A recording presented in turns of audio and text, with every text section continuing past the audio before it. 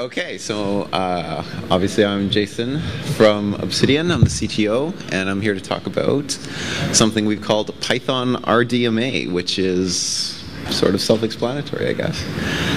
My presentation actually has source code in it, so yeah, we're there. Python-RDMA is a Python module for accessing the Linux kernel's RDMA services in Python, which is different. It's the, as far as I know, it's one of the first alternative language bindings for RDMA that's been produced. You know, it's got your basic stuff. Get your RDMA devices, do verbs things, do management things. That's a RPC down there, plus a whole bunch of other stuff. You know, if some of you may not know what Python is, I don't know, but it's a pretty nifty language. It's well regarded in some circles. Google uses it a lot as one of their three main languages. It's notable because it uses white space as a syntactic element, which I know Bob doesn't like, but it's pretty neat. It makes it a little bit more succinct. There's semicolons in it. It's really good. It's got a mix of functional styles, object-oriented styles, and an imperative style, so you can kind of select things that are appropriate for your application. And, you know, there's a nice, healthy community around it, and it's got a really large library of alternative functions, you know, for XML parsing, configuration file handling, JSON parsing, you know, just standard. So you can do a lot of weird stuff with it. And it's well distributed. Red Hat has versions, you know, Debian, SUSE, always included. But of course, it's interpreted. It's extremely dynamic. So everything, you know, is millions of CPU cycles to do a method call. It's really slow. But, you know, sometimes slow is okay if what you're trying to do is just be correct. And you're not working on an HPC problem, or you're not doing MATLAB or something. But oddly enough, there's a package called NumPy, which is for high-performance numerical computing. I don't understand what that is, but it's there. And you know, if you choose your algorithms carefully, if you rely on the things that are built in C that are running, you know, as a precompiled, loadable shared library, it's not so bad, right? It's sort of more like a control flow over algorithms that have been optimized in C. So the package contains, in more detail, we have the routines for device discovery. These are roughly analogous to the routines you see in libib verbs for getting the device list and names and GUIDs and things. We have a whole whack of definitions from the InfiniBand architecture, including a lot of constants and a very large number of the structures that are in the IBA document you may have seen. There's tons of them. Things for doing mad RPCs, parallelizing them on the network, handling the responses, dealing with error conditions when they happen, raising them as exceptions, making log messages and whatnot in a consistent way. Subnet topology, Pyrex interface to libib verbs, something called IBtool, which I'll talk about in the next slides, and fairly extensive documentation that's been code generated. Some of it's been code generated, particularly for the IBA portions. It is extracted from the source code in a very Python. There's a Python tool for doing this, so the documentation is in line with the source. It's converted to HTML. This makes it quite complete. And there's a bit of a test suite, a pretty good test suite. And all of it is in Python except for IB Verbs, which is a Pyrex module, and Pyrex is a sort of a Python-derived language that can be compiled to C that's used for writing Python extension modules. Well, so this is where it links to libib Verbs. Everything else just talks to the kernel directly from Python. This is just a quick summary of the standard OFA library modules that you're all familiar with and how they map into what has been done for Python-RDMA. You can see we have a lot of it. Notable missing things are RDMA CM, which is on the to-do list. Someday we'll get there. But you can have silly things like RDMA VW, which works. We get 3 gigabytes a second in a loopback configuration with a big message size for verbs, which is silly for an interpreted language, but there it is. So you can actually do your bandwidth tests using Python, if you cared.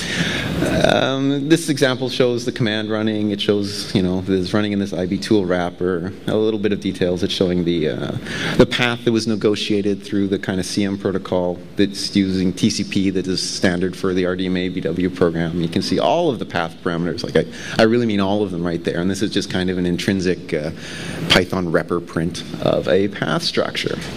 And this is my Sandy Bridge chip, so it's fast. IB tool is a re-implementation of InfiniBand diags. If you're not familiar with InfiniBand diags, it's the IBNet discovers and things of the tool suite that comes with OFED. There's 45 commands in total. It was originally written in about 4 languages: C, Perl, Awk, and Shell. And there's a variety of issues because of that with the original suite. Hi, Ira. So, the new version, my version, this Python version is all in one language. It's, more consistent because of that. All the command line arguments are consistent. It has more features. It has more bugs, I'm sure, but as is the way. But I mainly did it to test the library. Some of the commands I had a particular interest in, but for some reason I ended up finishing them all. Most all. But they're great examples if you want to learn how to use the library. So, here's this simple thing, IB adder, it works. Switches, list switches, SMP query with directed route options and things. It does what you expect. Added some new stuff. For instance, it shows the VLXment weight counters from the PMA, which not very many people implement, but Obsidian does on our products. So having that is handy for us. So there's another command here called subnet diff, which compares the current state of a subnet with one that had been stored before into a cache file, and reports on any differences, including topology changes, change in link speed, change in lid addresses, changes of GIDs, all that kind of stuff. So it just does that very easily. It's very short also, which is a big strength of pretty much all of these things, is they're quite succinct. Actually, was just working on another command for Bob Ciotti here when he was saying that he wanted a command to partition his network and he had to use directed route, and it was very difficult to figure out the directed route. It turns out to be 45 lines of Python to do that using this library. So, for your custom application commands, it's very, very useful, I think is the message. There's a whole section 8 of the manual that discusses all of my notes on what the deltas are between the InfiniBand diags version of these tools and the IB tool version of the tools. Some of them are improvements, some of them are regressions, mostly just because doing the regression fixes is not quite my interest at this time, but it's very, very close for the most part. And things that some people care about, i.e. doing path records for absolutely everything, make it work on torus networks more effectively. And it supports things like GID addresses everywhere. It supports DR addresses everywhere. You can do a perf query to a DR address and will automatically go to the SA and resolve it back to a lid to issue to the GMP. This makes it very, very easy to make a perf query to, for instance, your next hop switch. If you're on an HCA, you want to say, what's the switch port I'm connected to doing? This will do this in one command. It's just general features, right? There's another little helper library to implement IB tool, and it just does all of this for it. One thing that's really unique about these tools is the --SA option. This will convert any of the commands, all 45 of them, to issue SA queries instead of doing SMPs. So you can run them without access to UMAD. You can run them over Verbs. You can run them over a Verbs QP doing GMPs to the Subnet administration service. This is great because many people do not have access to UMAD, but may want to get some, simple status information like SM info, for instance, to see how things are going if they're having a problem before they contact a sysadmin. The library, a lot of the services you see that I was talking about previously are all built in the library. They're not, unique to IB tools. We've got a standard naming scheme for device discovery that's library supported and falls through to the -P and -G options to IB tool. We can specify node GIDs, we can specify port GIDs, port GUIDs, device port combinations. So there's all sorts of more flexible and succinct ways of representing these sorts of things. You'll notice I'm using colons for the node GUIDs and port GUIDs. This makes them unambiguous, so you don't have to specify an option to say that I'm using a GID. It's the GID, not a lid. And so on and so forth. You can see that it, -P option to specify the local port to use. This is the debug output for tracing. You can see that it's decoding a lot of what it's doing. It's telling you the method, the attributes it's accessing, the path that it's using, information about P keys, for instance, that may be different depending on your topology, which is a little bit more complete than you see with the other tools. One of the things that I did when implementing this is something I had talked about on the mailing list before, which is using CodeGen to produce all of the complicated IBA structures. There's an XML description that describes the exact bit positions and bit layouts of every single element of the structure, which goes into a simple compiler program that produces Python code that represents that. That way we can get a very wide and accurate coverage of all of the structures. There's 106 of them in the Python-RDMA already, and that is, I think, only about 95% of the IBA. There's been a few more added in some of the new congestion control annexes that I haven't typed in yet. But having all the structures is very, very complete. It lets you do all kinds of things. You don't ever have to worry about byte swapping things because that's all handled by the protocol parser. It's sort of similar to the protocol buffs thing that you see with Google, except it's more tailored towards IBA. And we also have constants, value to string conversion functions, string to value, and a really neat little CodeGen thing for component mask. If you've ever tried to use component mask, the IBA definition is just terrifying.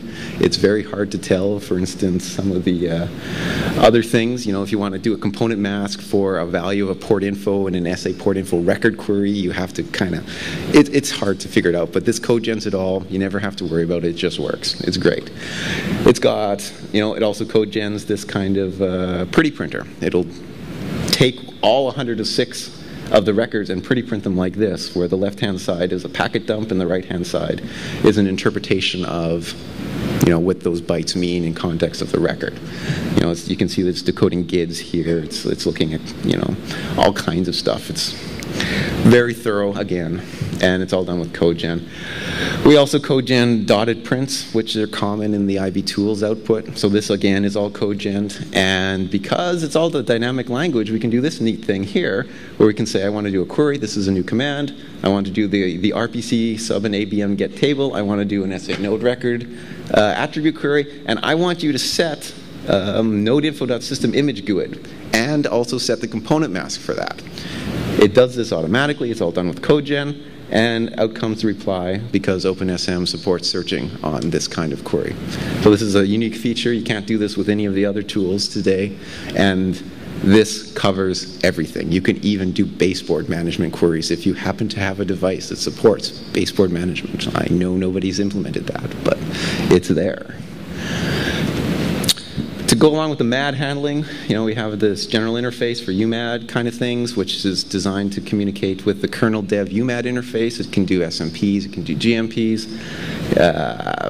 And then we have a layer on top of that, which is general purpose for handling MADs over any of these MAD provider services. It looks at errors, it packs things together, it creates the MAD in binary format in an appropriate way, and it generates exceptions for any errors that might come back to you.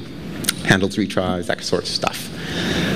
And then we have the nifty thing, the SA transactor thing I was talking about earlier, which can convert any SMP query into an SA record query just transparently. So you just instantiate it, you use it, you do your normal SMPs, and they automatically convert to SA queries. And this is how all of the tools have gained the -- SA functionality. And of course, the parallelizer. I think there's a few slides on that later. It's really neat. If you know anything about Python, it uses Python coroutines, which are like threads without threads. It's silly. So you can see we've got the dumping. You know, here's how the SA record works. And, you know, I do IB adder, so now I'm doing SA port info record queries instead of SA or SMP port info queries. I can do IBNet discovers fully using --SA mode. So you can see that it's doing get table queries. It's getting all the node records, all the info records, and all of the topology is in one go using RMPP. This tends to be a lot more efficient, particularly if your subnet is small. It can be, you know, 5 times faster than doing it with SMP queries. So this is left as a user interface option. Here's my slide about coroutines. This is a bit Pythonic. Essentially what we do is we define what's called a generator, which is a function that contains a yield statement. And the way that it works, when you issue the yield statement, your function returns back to another place in the program, in the execution, in the Python environment. And it does the work. When the work finishes, the yield statement will return, and there can be many of these generators going on at the same time. This is why it's called a coroutine. So it's a form of cooperative multitasking without using threads. So this is how the parallelism is implemented in all of the MAD interfaces. And you can see this is very succinct. This is a complete example for how to get all the port infos for a port. The bottom thing creates it's a Python generator expression which returns the generators for the thing, and it's a very Pythonic thing to do. So this will schedule in parallel numport, get PM functions, return the result, and when they're all done, things clean up. So it's kind of neat, and exceptions work and error handling work in the way you kind of expect. There's a bunch of classes. Well, there's one class and a few support classes to store an InfiniBand topology, all of the node info records, all of the port info records, to do things like pickle them and iterate over them, do BFS iterations, iterate over all the endports. These are basic intrinsic things you need to do to implement stuff like IV tools. One of the things that this library does that has been missed on some of the shell script versions and others is that it actually handles all endports properly. Some of the other libraries I noticed had bugs. If you had two HCA ports connected into the same fabric, they wouldn't often see both of them because it's evil, the way InfiniBand defined node and port references. There's a caching mechanism using the pickle stuff I just mentioned before. So if you do a net discovery, you can save the pickle to a file, then you can reload it again in another command. All of the commands, absolutely all of the commands that do discovery support the pickle caching mechanism, the same common options for using SA queries to restart the cache and whatnot. So this is an example of IB check errors, and if you're familiar with the InfiniBand diags, IB check errors used to be one of the shell awk script thingies.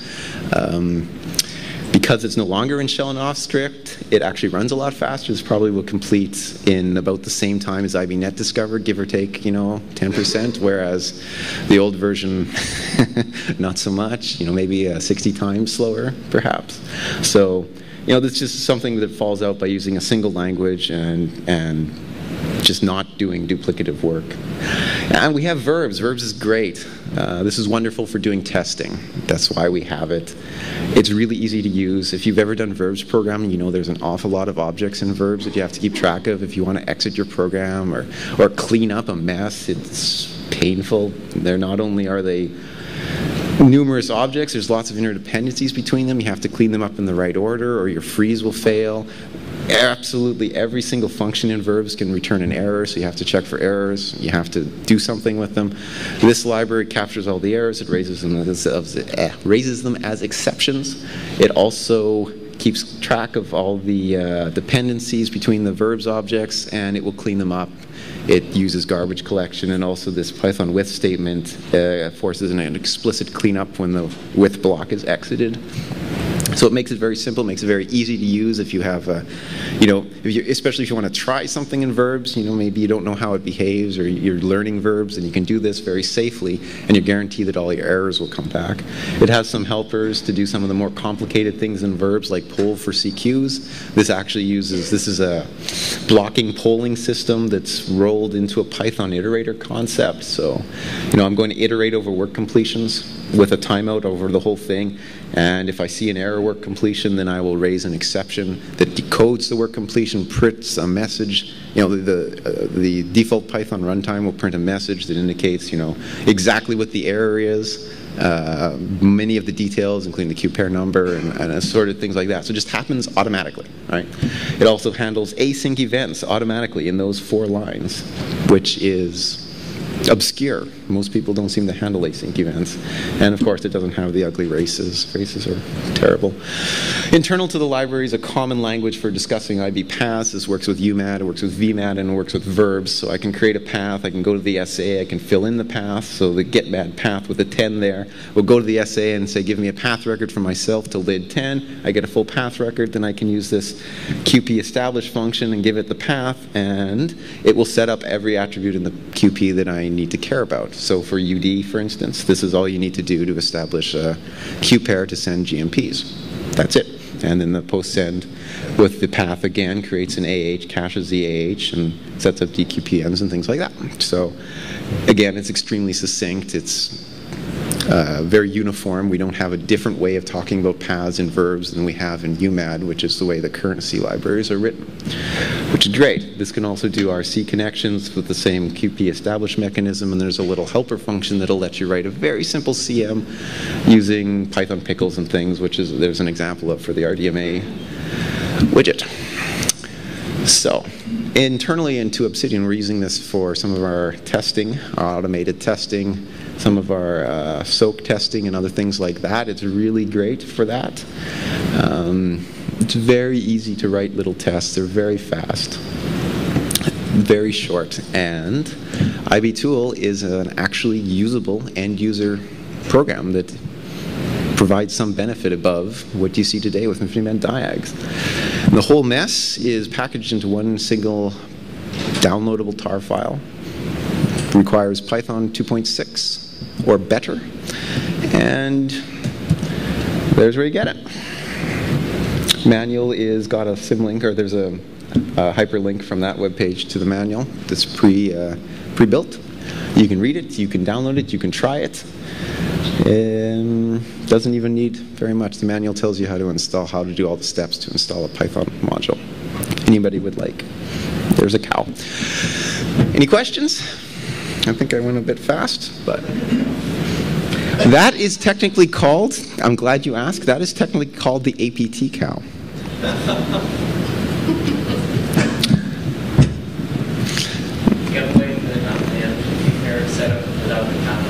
Sorry? Yes, you can call modify QP directly. You can call all the verbs directly. If you're using InfiniBand, it's easier to put it into the path record because then it's, it pretty prints and there's all that support for it. If you're using something that's not InfiniBand, then obviously, just do that or extend it for your path. IRA. Are you going to make an RPM? I don't know how to make an RPM. I'm not a packager. I don't package things. I know that's weird, but it's true. I don't know. Good answer. I might know how to make a deb, but it doesn't help you. Sorry? I'll come help you out with that. Great, thanks. Any other questions? Come on, say something. No, okay. Now that you've got to use a tool like this, what things have you discovered about? You've got an easy-to-use tool. What have you learned that you didn't know before? I don't know. I've been doing InfiniBand for a long time, so this wasn't a particular stretch for me to do this. But I'm sure I've never used a Python coroutine before, for instance. That's kind of an obscure Python feature. Actually, if you've read some of my recent mailing list postings, you'll find that I made a number of patches, for instance, to OpenSM to fix crashing bugs and errors in the way that it handles SA queries, because this is pretty much the first tool to exercise them very thoroughly. So that was good. That helped some things. I also sent some patches to IRA to fix up some of the problems with InfiniBand diags as they were today. I noticed little bugs when I was cloning them. But otherwise, it's pretty good stuff. Yeah.